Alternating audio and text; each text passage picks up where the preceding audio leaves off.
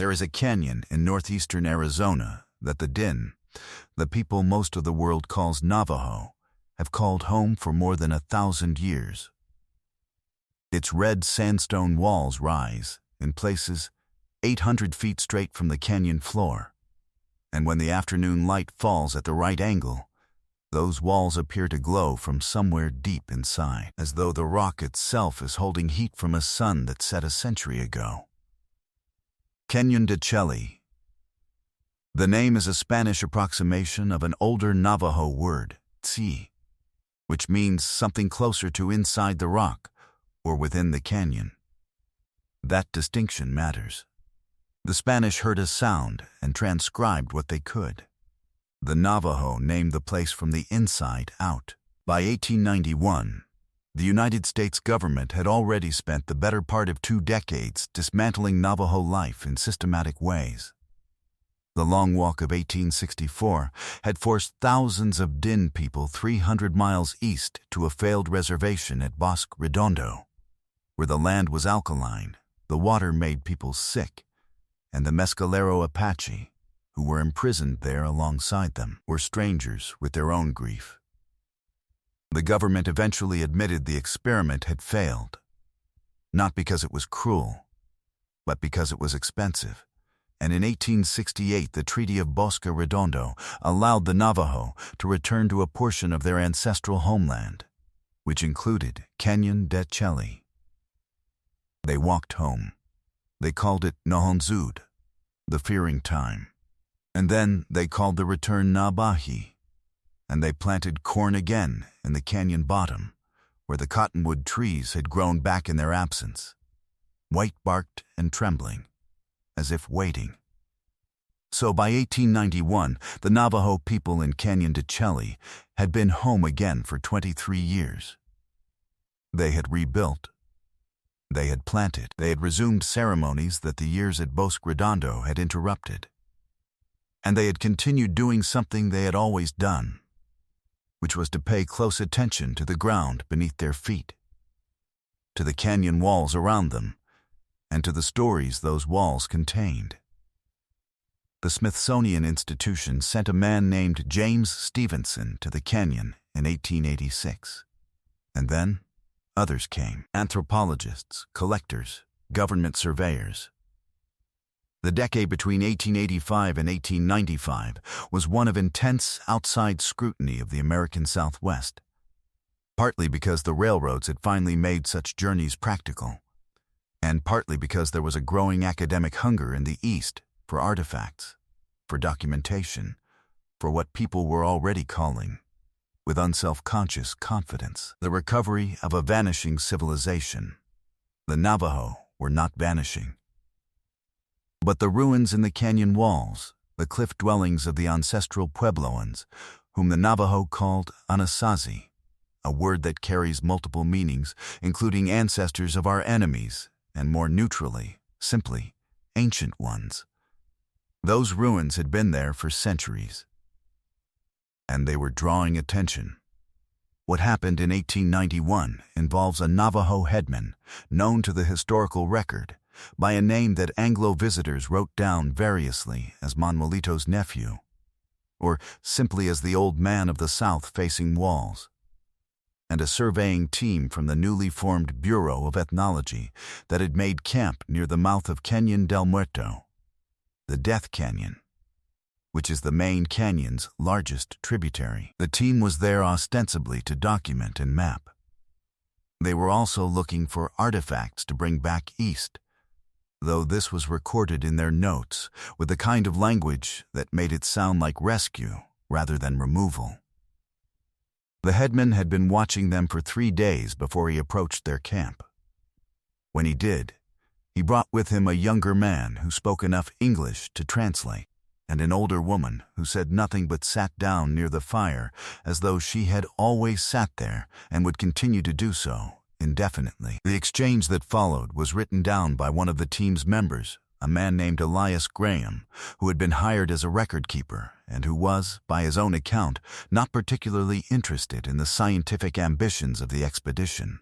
and very much interested in the stories people told when they thought no one important was listening. According to Graham's journals, which were donated to a university archive in the 1940s and have been only partially transcribed, the headman spoke for a long time. The younger translator worked phrase by phrase, sometimes stopping to confer quietly with the old woman before rendering something into English. Graham noted that certain concepts required extended negotiation between the two Navajo speakers before anything was offered in English at all, and that on at least 2 occasions the old woman shook her head and the translator modified what had just been said, softening it or changing its direction entirely. What the headman described was this: beneath the canyon floor, specifically beneath the wide flat section of ground near what the survey team had been calling the second ruin because they lacked the context to name it otherwise, there was something buried. Not the ordinary buried things, not pottery, not bone, not the ash layers that the cliff dwellers had left in the canyon bottom when they still lived there 6 or 7 centuries ago. Something different, something that, when the headman searched for the right words and the translator searched with him, came out in Graham's English as towers that are made of something like frozen water but harder, and that do not break the way ice breaks. Glass. The translator eventually offered the word glass, and then shook his head slightly, as though the word was close but not quite right. The way a translation is never quite right when the thing being described doesn't fully exist in the language you're translating into. The headman said that his grandfather's grandfather had known about the towers, that there was a time, before the time anyone living could remember, when the canyon floor was different, when the earth in that particular section had been disturbed by something, had subsided, and then been filled in again, and that the disturbance itself had been the subject of a long disagreement among the people who lived nearby about what should be done about it, and whether anything should be done at all. The decision, arrived at through a process the headman described as taking many seasons and involving people from several different communities, was to leave it, to not dig, to acknowledge that something was there, and then to construct around that acknowledgement a set of practices, specific walking routes that avoided the area, specific things that were not planted there, specific prayers that were said when passing, that amounted to a kind of careful, permanent awareness.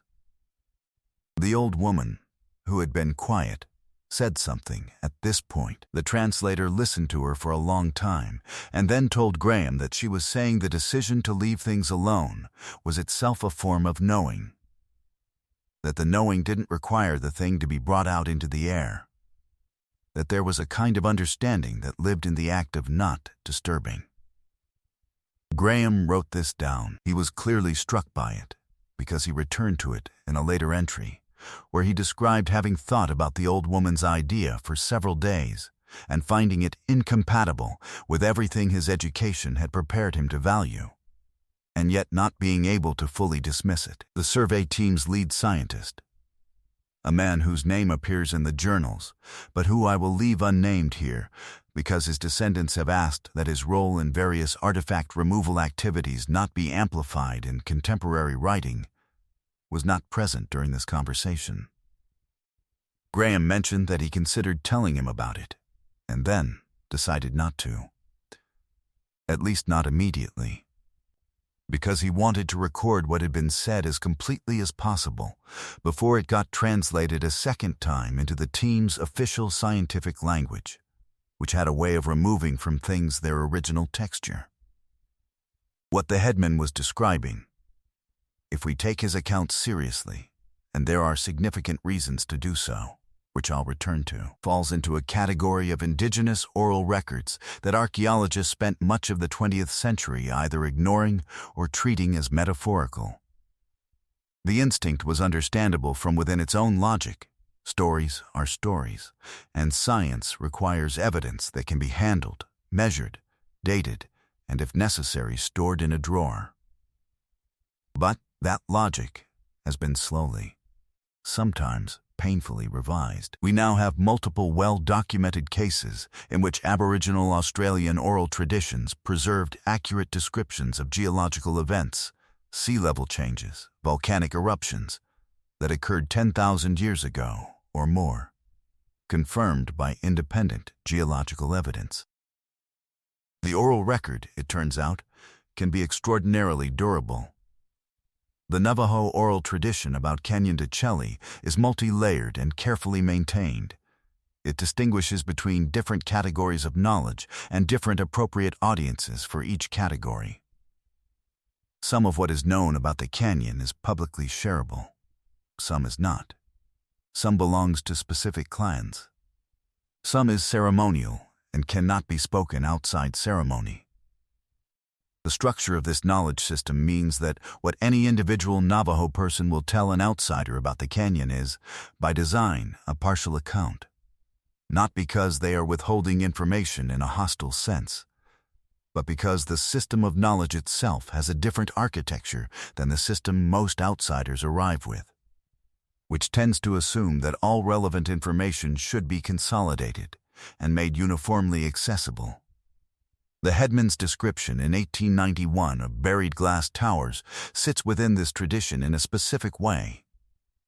It was offered to the survey team, apparently, as a warning, or perhaps more precisely as an explanation for why the team should not dig in a particular area. The old woman's framing of non-disturbance as a form of knowing wasn't abstract philosophy. It was practical instruction. They were telling the surveyors, in the most complete terms they were able to share with strangers, that there was something there, and that the something was meant to stay where it was. The survey team did not dig in that particular area, at least not that year. Graham's journals don't make it clear whether this was because of the headman's conversation or because the area was flooded by seasonal runoff that made excavation impractical, or both. What is clear is that when Graham eventually wrote a summary of the expedition for internal use, the buried glass towers are not mentioned. The conversation appears only in his private journals, in handwriting that becomes increasingly cramped and difficult to read as the passage continues, as though he were trying to fit something too large into the space available. To talk about what might actually be buried in the canyon requires holding several things in mind at once. Canyon de Chelly has been inhabited, continuously or near continuously, for roughly 5,000 years. The earliest occupation by peoples who built permanent structures dates to what archaeologists call the Basketmaker II period, roughly 1500 BC through perhaps 50 CE, followed by Basketmaker III, then the successive Pueblo periods, and then the arrival of the Navajo themselves, who are relative newcomers to the canyon in the grand sweep of things, having arrived sometime around the 16th or 17th century. Each of these occupation phases left material in the ground. Each left ash, bone, broken ceramics, seeds, fiber, the residue of fire and cooking and ceremony and death. The canyon floor is an archive of human presence, laid down in horizontal strata, the way time always deposits itself when people stay somewhere long enough. The ancestral Puebloans who built the cliff dwellings, Spider Woman's Rock, the White House, the Mummy Cave Complex, were skilled in many things, including, as we know from other sites, glassmaking of a rudimentary kind, and far more sophisticated work with minerals and stones that could be ground and fired to produce glazed ceramics whose surfaces and the right light approach translucency. They traded. They were connected to networks that moved turquoise from the mines near Santa Fe south into Mexico and north into Colorado, that moved macaw feathers from Mesoamerica into the Colorado Plateau, that moved copper bells and obsidian and shells from the Pacific coast across hundreds of miles of desert. What moved along those networks was not only objects. Ideas moved, technologies moved, and at the height of ancestral Puebloan civilization, around 1000 to 1150 CE, this was not a peripheral culture operating in isolation.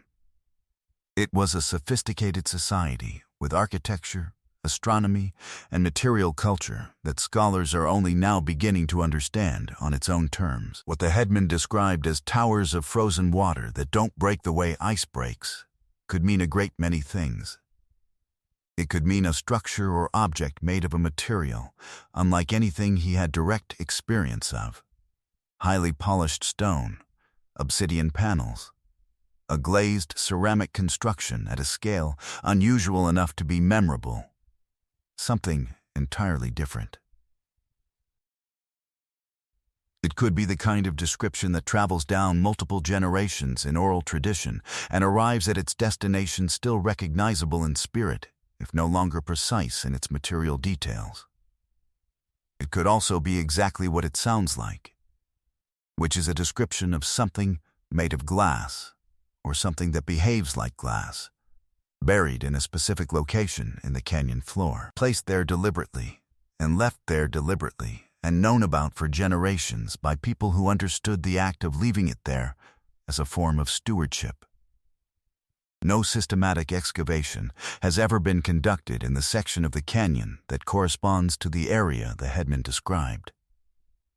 Canyon de Chelly became a national monument in 1931. It is jointly managed by the National Park Service and the Navajo Nation, and the Navajo families who live and farm in the canyon bottom, and there are still families living there, still planting corn in the same alluvial soil their ancestors planted, have consistent and significant input into what happens within its boundaries. The Navajo Nation's position on excavation in areas of cultural and spiritual significance has been, broadly, cautious, which is another way of saying that the decision made by the old woman's ancestors, the one that took many seasons and involved people from several communities, is still in some ways being honored.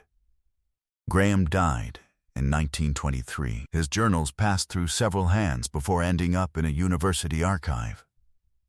The section dealing with the 1891 conversation was flagged by an archivist in the 1960s as potentially significant, and then largely forgotten again. It surfaced briefly in a 1987 paper by an ethnologist studying the history of Navajo Anglo-scientific encounters in the late 19th century, who quoted one line from it and moved on. The full account has never been published. The headman's name was never recorded, at least not in Graham's journals. The old woman's name was never recorded either. The young translator is referred to twice as Thomas, which was almost certainly not his name, but the name the survey team had given him, as was common practice. They were three people who sat by a fire in Canyon de Chelly in the autumn of 1891 and tried to tell some visitors from the east something important about what was in the ground beneath them, and why it should stay there, and what kind of knowing was contained in the act of leaving a thing alone. There is also the matter of what the survey team's notes do not say, which is almost as instructive as what Graham's private journals do. The official record of the 1891 expedition to Canyon del Muerto, submitted to the Bureau of Ethnology the following spring, describes the topography in careful detail, catalogues the cliff dwellings that were measured and sketched, and lists the ceramic fragments and woven fiber objects that were removed and boxed and shipped east. It says nothing about the headman or the old woman or the translator named Thomas. It says nothing about a conversation held around a fire on an autumn evening. It does not mention buried towers of any material. The official record is clean and orderly and almost entirely silent on the question of what the people who actually lived in the canyon might have known about it. This silence was not accidental. The late 19th century produced a particular kind of scientific document about indigenous peoples and their territories, a document that valued what could be measured and displayed, and largely excluded what could only be heard and considered. The gap between those two categories of evidence is where most of the interesting things lived. Graham sensed this, which is why he kept a second record. He was not a scientist, and did not have a scientist's investment in the official account. He was a record keeper who kept records of things the official account couldn't hold. The canyon still glows in the afternoon. The cottonwood trees in the canyon bottom lose their leaves in October and come back in April, the same as they always have. The cliff dwellings in the walls are 1,000 years old, and they are still there, because the rock they were built into protected them, and because the people who came after treated them with a seriousness that is easy to call superstition and harder, if you think about it long enough, to call anything other than accurate. The Navajo families who still farm the canyon floor today are the inheritors of that seriousness. They plant in the same soil, draw water from the same stream, watch the same walls redden in the same late light. They know things about the canyon that have never been written down and are not intended to be written down, because writing things down is not the only way of ensuring they are preserved. The oral tradition, the careful transmission of knowledge from one generation to the next in the appropriate context and under the appropriate conditions, has kept certain kinds of understanding alive across centuries without needing an archive or an institution or a university basement. It is its own form of record-keeping, and in some respects it is more reliable than paper, which burns, and institutions, which forget their own contents. Somewhere in the ground near what the survey team called the second ruin, below the layer of cottonwood roots and alluvial silt and the accumulated memory of 5,000 years of human attention, there may be towers made of something like frozen water. Whether they are there or not, the decision about what to do about them has already been made. It was made a long time ago, by people who understood that some forms of knowing require that the thing known remain exactly where it is, in the dark, undisturbed, held in place by the weight of everything above it, and the intention of everyone who has ever walked carefully around it.